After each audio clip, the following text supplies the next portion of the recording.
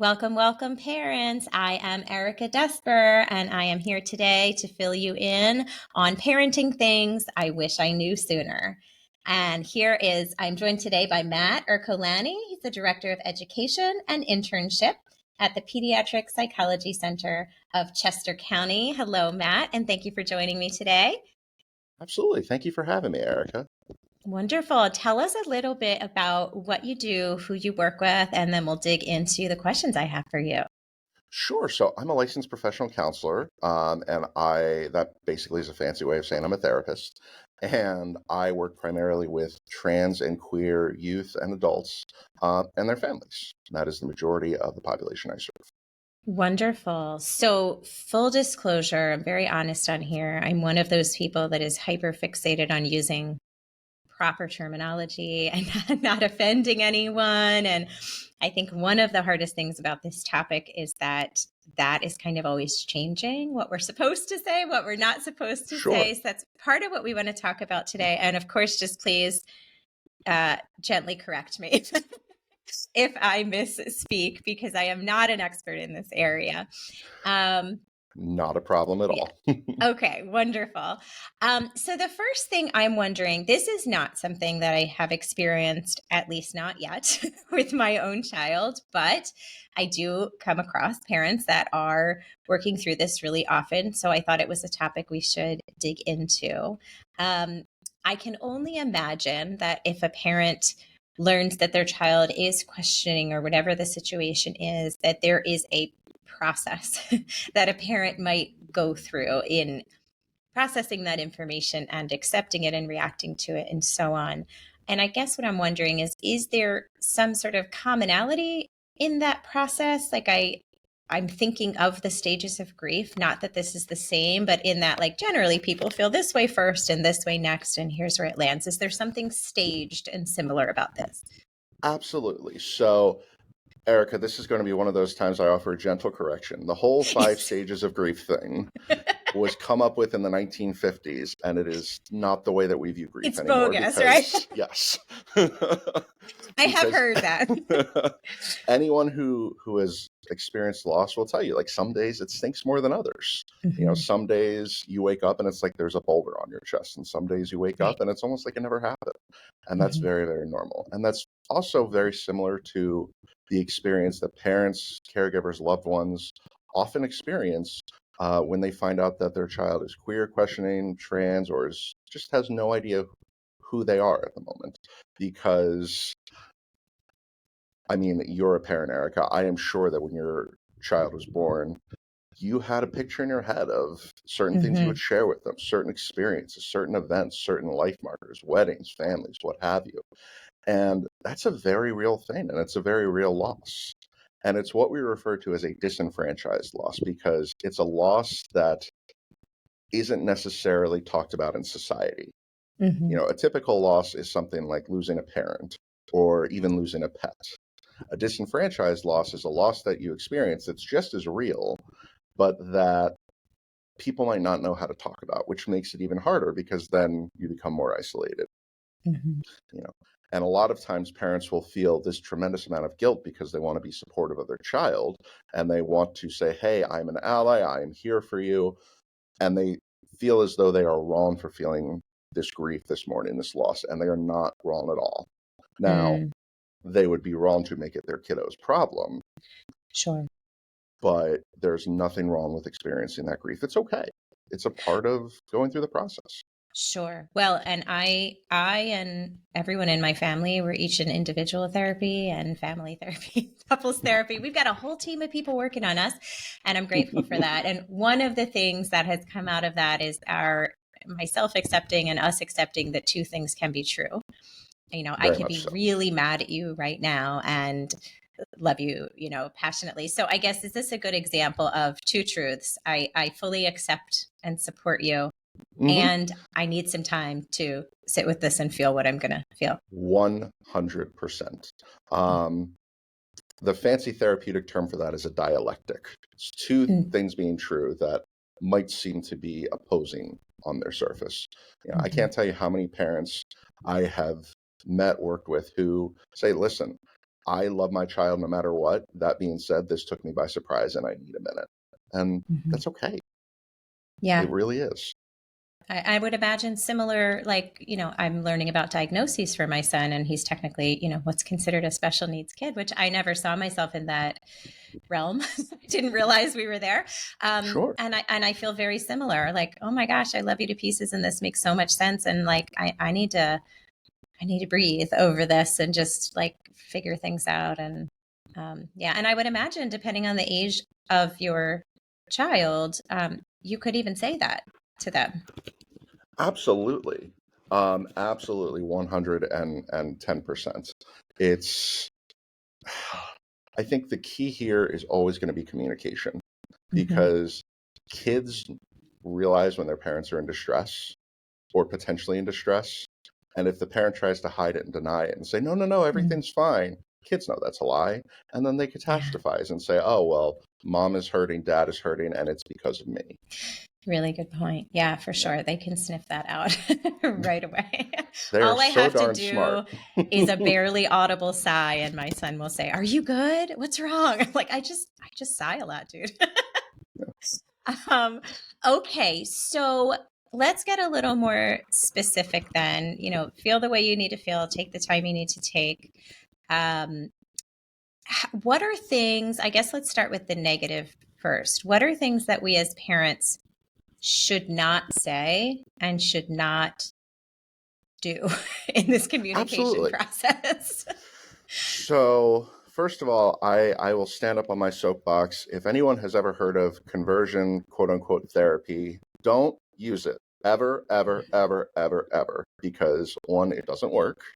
Mhm. Two, there are numerous studies and things from the American Psychiatric Society, all sorts of, or I'm sorry, American Psychiatric Association, all sorts of groups that are saying conversion therapy is the worst thing that you can do for your child, because you Mm. cannot change somebody's sexual orientation, gender identity. You can't do it.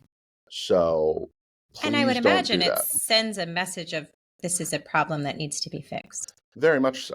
Very Mhm. much so. Um, it's just, I can't say how terrible the outcomes are, both short and long term. What usually winds up happening is kids get better at hiding how they're feeling, who they are, and they learn day in and day out that they need to feel a tremendous sense of shame and guilt over those things. And Mhm. it tends to lead to poor outcomes, as you would imagine. So just don't do it. It's Mhm. also thankfully becoming illegal for minors in more and more states. Okay. So please don't do it. Other things are honestly just kind of meeting your kiddo where they're at and understanding that you don't know what their experience is. And what I mean by that is, for your kiddo, this is very often the thing they think about most all the time, Mhm. because everything that they do quite often is done through the lens of, I need to make sure that I don't tell somebody this about myself. Mm. And so everything, every word, every movement is kind of put through that lens and put through that filter. And so it grows to be this huge thing in your mind. And then, even for parents who are incredibly supportive and who are incredibly like, oh, okay, well, hey, that's great. I love you no matter what. It can be so, there could be so much kind of stuff built up in their kiddo from holding on to Mhm. this and clenching about it for so long, that there's probably going to be some, I'll say, emotional detritus that comes out that Mhm. kind of needs to be dealt with. And that's okay. That's part of it. Mhm. I also think it's important. Please do not tell anyone else without kiddos' consent. Don't For tell other sure. relatives. Don't tell other, because that is their thing to tell. And they may not be ready to tell some other people, and that's okay. Yeah. Um, it is also really important to not invalidate or minimize what they're experiencing or call it a phase. Even if they say, hey, I'm not sure, if I'm gay or straight or bi or pan or anything, even if they wind up identifying as cisgender and heterosexual, it doesn't mean it was a phase. It's interesting. There are a lot of longitudinal studies that are coming out now that show that people actually can change throughout the lifespan. It's almost like a spectrum. Sometimes people who are in a committed heterosexual relationship for 20 years and, the relationship ends for one reason or another, and they never thought that they would fall in love with someone of the same sex, and then they wind up marrying someone of the same sex or vice versa. It's a spectrum, and it's a very individualized experience. Excellent. That makes a lot of sense. Okay. Anything else we should not be doing or saying? And obviously, some of this is individual. Sure. You can sure, say sure, the sure. wrong thing to an individual person, but maybe someone else would disagree. Honestly, I think that covers most of the what not to do. Okay, Yeah. great. And then what to say and what to do? Let's say, so I have a 13-year-old son. We actually talk about this a lot. He's Mhm. not at all questioning, and I always tell him like, but that would be okay. Let's first do that. Is that an okay thing that I Oh say yeah, to my son? Hey, absolutely. buddy, I love you. No matter what, you can always come to me. Nothing's going to change that. And of A course, he's like, ew, mom. 100%. And that's part of that Okay. slightly more passive allyship that I think is really important. Like I have several friends who, their kiddos are younger, and I don't know about you, but when I grew up, it was always like, oh, when you get married and have a wife one day, or whatever. And they very Yes. purposely say, when you get married and have a spouse one day, or if you have a wife or a Yes. husband, because I do. I do that who too. knows?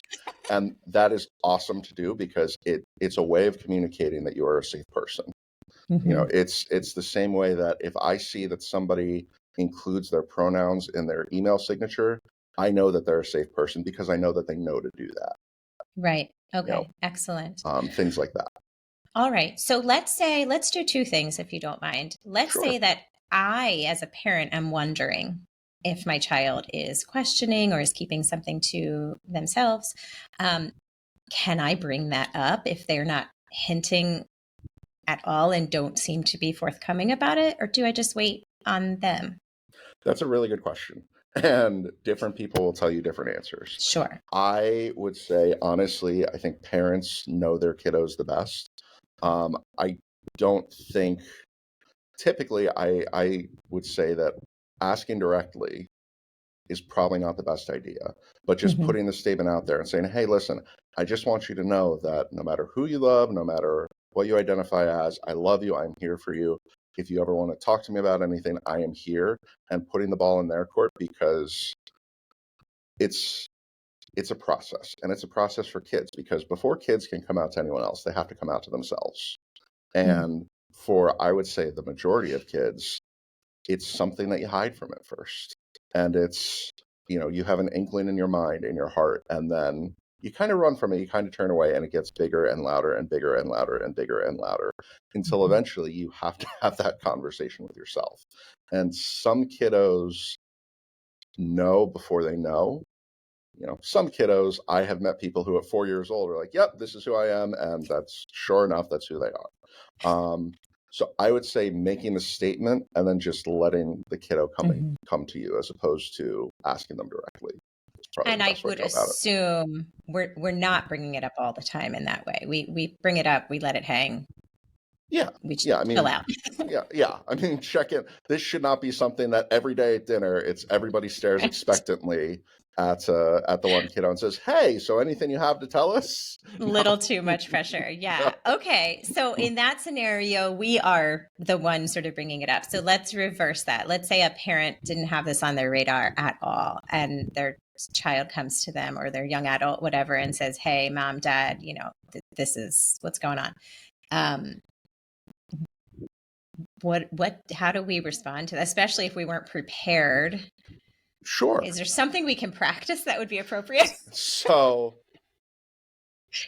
I will tell you that your kiddo is probably going to remember your response and your first words for the rest of their life. So no pressure. Yeah, But right. if your first response, even if you fumble the words, is some variation of, hey, listen, I love you no matter what, and I need a minute to process the rest if that's what you need. But some variation of I love you, thank you for telling me, Mhm. is always going to go over well. And I would imagine, I didn't prep you for this, but I warned you I might ask you questions I No, didn't prep you for. please. Um, Clearly, most of us are aware that our face and our bodies speak volumes before the words Sure. even come out. So I guess I just want to say, like, keep that in mind. What would Sure. a parent be doing with their face and their body before they even get the words out that would let their child know this is okay, or it will be okay when I get my time? Yeah. And uh, listen, I think, and I don't have to tell you this, Erica, that as a parent, you are going to mess up and you're going to say the wrong things. There's also nothing wrong with if you misspeak, if you say something that is not in your heart, or if you say something that, oh gosh, I wish I hadn't said that. There's nothing wrong with going up to your kiddo afterwards and saying, listen, it took me by surprise. Um, this is something that I need to deal with, and this is a me problem, not a you problem. I love Mm, you. Like, we will figure this out. I love that. And what little I know about child development and the brain development is that sometimes the repair is even more valuable than the original Hmm. whatever. And I think 100%. that's really helpful for parents to know, because yeah, we're always going to mess it up or be perceived as not doing or saying what the other Yeah. person needed. But it's You know, big to be and able I to come back to the table. and I think there's something that can really foster growth in a relationship between kids and parents in that moment, because I love when parents acknowledge to their kids that they're not perfect and say, and in light of a kid sharing an incredibly intimate, vulnerable human moment with their parent, for the parent to then turn around and share, an incredibly intimate, vulnerable, and human moment and say, listen, I screwed up. I'm sorry. I love you. I think that could be tremendously powerful and tremendously healing. For sure. For sure. I'm assuming if a parent was not okay with this, here's another thing I didn't prep you for. They probably wouldn't even be listening to this. um, so I'm not going to ask should a parent say if they truly aren't okay with this. I mean, unless you want to speak to that. But what I could a kind of parent? do, actually. Okay, good. And then Yeah, also, like, what could a parent do? We all love our kids. If we're not okay with this for whatever reason, our religious background or whatever, are there, like, can a parent work through that? Are there resources they should reach out to? What can be done? absolutely. So I think I like to operate under the assumption that pretty much all parents love their kids, and that if they aren't okay with their kiddos, gender identity or sexual orientation or whatever, if it's not cisgender heterosexual, then there's a reason for it. And the reason is something along the lines of they are afraid of what it means for their kiddo, whether Sure. they're afraid of what it means in a religious context, whether they're afraid of what it means just in a life context of, hey, yeah, your life is probably going to be a little bit harder in some ways. And Absolutely. that's not great. Which is a valid Sure. concern. So I think asking those parents to reflect inward and say, hey, listen, I know that this is not going to change about my kiddo, whether I want to accept it or not. So, what is it that is painful for me about this? What is it that I am afraid of? Because, listen, I'm not going to tell anybody that they have to change their religious beliefs or their personal values. However, I also can't say that it's okay that you don't love and accept your kid.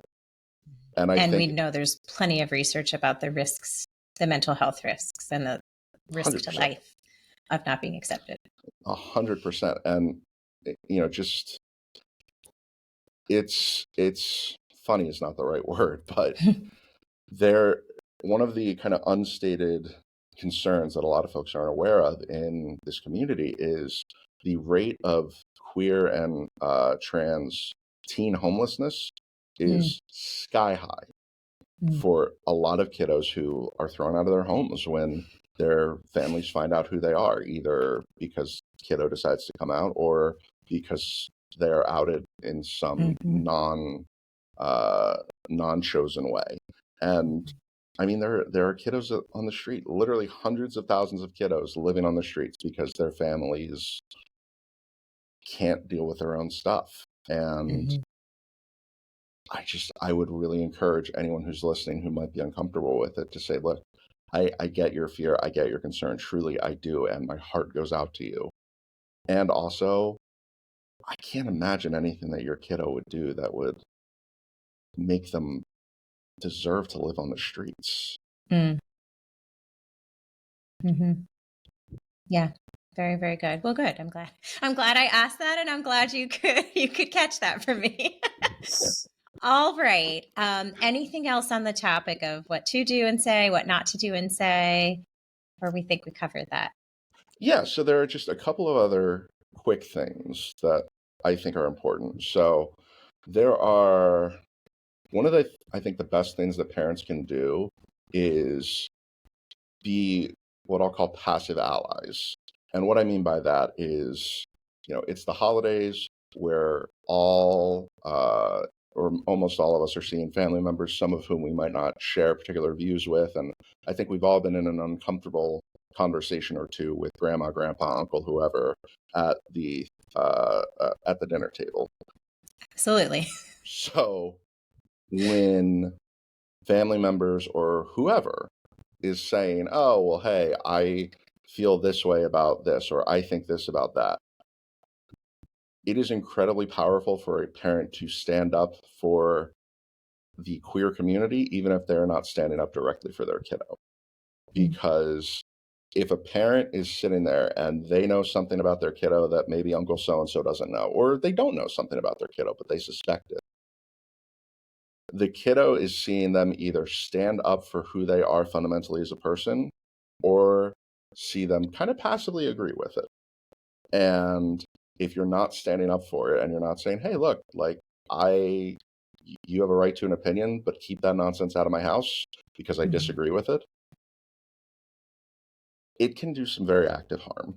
So I would just, particularly with the holidays right around the corner, I would encourage folks to be mindful because I think, as any parent will tell you, kiddos are always listening, and they have this terrible habit of hearing and remembering the exact thing you don't want them to hear and remember. And internalizing everything. Mm-hmm, For mm-hmm, sure. mm-hmm, mm-hmm. Okay. Excellent. Excellent. So let's say we're past that part. Sure. Our child has come out to us, or we've broached it with them, whatever. How does a parent go about if they're just thrown into this and they're not already in the know about resources and communities? And how do we find resources either for ourselves from the parent perspective, or help our kids find like-minded people that they can be themselves with? Sure. So there are a couple of great resources. There's an organization called PFLAG, which is actually an organization specifically for parents and family members of queer and trans people. It is, I will be honest with you, they keep changing the name. It was the Parents and Friends of Lesbians and Gays. Then it was the Parents, Families, and Friends of Lesbians and Gays, and now I think they don't even have a name. It's just PFLAG, but Okay. it's They decided to preempt all future changes. yes. Good call. So, but they have a ton of resources. They have a lot of local chapters. Last time I checked, there are, I think, almost 500 different chapters in the U.S. alone, and they often have community support groups. They have speakers. They have resources, information that can be really, really helpful, specifically for parents and loved ones who are going through this experience. There are also what are called GSAs. Again, they used to be called Gay Straight Alliances when I was a kid. Now I believe they're Gender and Sexuality Alliances. Local pride Convenient. groups. I know. Listen, I love a good acronym.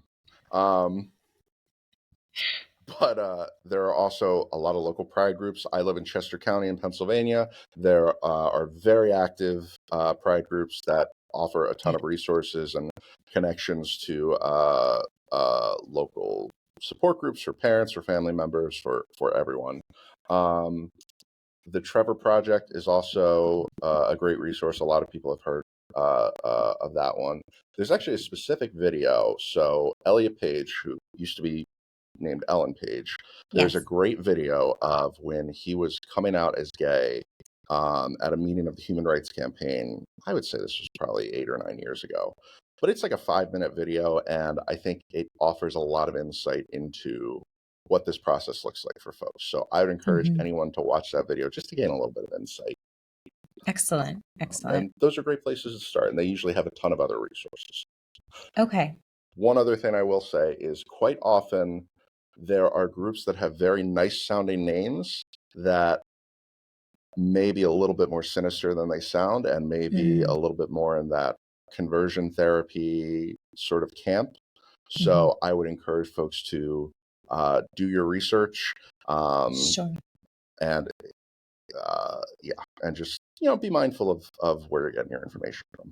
Yep, that's a great tip. Okay, we're almost through my questions. I so appreciate you.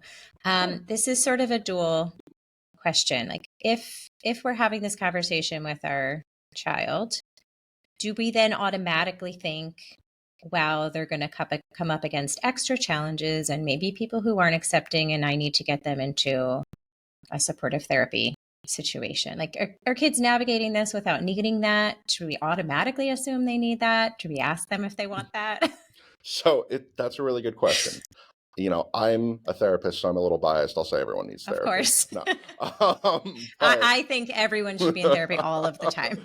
but I think broaching it with the kiddo and also being proactive about it. There are great provider panels where you can find folks who specialize in gender identity, who specialize in trans concerns, who specialize in kind of working through the things that are typical when somebody is trying to figure out their identity. Um, and they exist out there. So I think that can always be a helpful resource, even if it's, hey, let's go for a couple of months and make sure that we're okay. Um, there are definitely increased risks in things like depression, anxiety, poor self-esteem, self-harm, things like that. So I think you always want to be on the lookout for if kiddo starts saying hypothetically like how it would be better if they weren't here, or sometimes they wish they could just go to sleep one day and never wake up. Um, Mm, the thing that I always say to parents to look out for that a lot of us don't think of is a lot of times if kiddos are turning to self harm, you can tell because somebody is wearing long sleeves in the middle of July because they're yes, trying to hide their scars, hide their wounds. Significant change in social behaviors, withdrawing a lot, self isolating. Um, I always say to folks that it is better to overreact and be wrong 100 times than underreact and be wrong once. So sure. this does not mean that every single kiddo who is gay, queer, trans, whatever, is at risk of hurting themselves. We just do definitely see a correlation because of those societal pressures and sometimes those familial pressures and sometimes those internal pressures. So it's something to look out for, certainly. Okay. And just to be clear, so it would sort of be up to them. But then if we're seeing the red flags you just mentioned, that would be Yes. on us to say, okay, now we really do need someone Yes. to And step I in. might and I might take a slightly more proactive stance than before and say, "Hey, listen, I think this would be a good idea. Would you want to see someone?" Hmm. As opposed to, we had talked or we had spoken earlier of the, "Hey, I love you no matter what," and then taking a step back. I don't think there's anything wrong with being a little bit more proactive and saying, "Hey, I found a few people I think you might be interested in meeting. Would you want to meet with them?" Okay. Wonderful. All right. I think my last question is just some clarity around the terms themselves, because Sure. I know this is hard for parents. It is, like you mentioned, always changing. And I think there's good reason for that. What terms are we supposed to be using right now? Or is it simply a matter of just ask the individual person So that because there is no consensus? that is a great question. I keep saying we should figure it out at the next meeting, but nobody listens to me. Um, I think you will never go wrong with asking the individual person, provided you're asking from a place of curiosity and sincerity and saying, "Hey, listen, I want to make sure that I am doing right by you. So how can I do that?" Mhm. Typically speaking, I know historically the word queer has been used in a derogatory way. It has very actively been reclaimed by the community in the last decade or two. So I think queer is okay, again, provided it's said with sincerity and with coming from a place uh, without malice, I'll say. Sure. So queer is okay, gay is okay, lesbian is okay. Trans, we use the word trans now instead of transsexual or transgender just because uh, honestly, there are a lot of reasons why, but just trans. Mhm. And the one thing that I think a lot of particularly older school folks struggle with is we are very much using the word sexual orientation now instead of sexual preference, because sexual preference implies that it's a choice and that it's a Mm. preference. Sexual orientation implies that it is an innate and inherent quality about somebody. So, but other than that, I think honestly, just ask the individual. Sure. Okay. Wonderful. That was really, really helpful. I feel less frightened of the topic, and I hope that that's what this does for other parents. It's just, I mean, it sounds to me like it's all a matter of just, I mean, respect, really, which sounds like a Yeah. dumb thing to say, but just like, hey, I've never done this. I've never felt this. I don't know what this is like. Tell me. And I'm here to hear it. Which we'd like to think we would do anytime, but of course we're human, and sometimes our reaction is not It does exactly that. happen. Yeah, it does happen. Yeah. All right. Well, I super appreciate you. No, Anything thank you for else that having me. yeah, I'm sure we'll have you back again. Anything else you want parents or even kids to know that that I didn't think to ask you today? Oh, wow, put me on the spot with this one. I know. Sorry. No, that's okay. I have a quiz coming at you next. No, I'm just kidding. Getting flashbacks to grad school. Yes. Honestly, I think the only thing is to say, look, like, please love your family members, love your loved ones. Like, who they are does not make them somehow less as a person. Like, Mhm. just love your loved ones. That's Yeah. really all I can say. Yeah. I think that pretty much sums it up. Well, excellent. And I will try to link, if I can, to some of the resources that you mentioned. I hope this is helpful for parents listening who are in this position or might be in it in the future, whether they're expecting it or not. And let's just do all our best to be allies, right? Yes. All right, everyone. Thanks for listening. I'll be back soon with another resource and more things that I wish I knew sooner as a parent, and I want you to know too. Thanks so much for listening.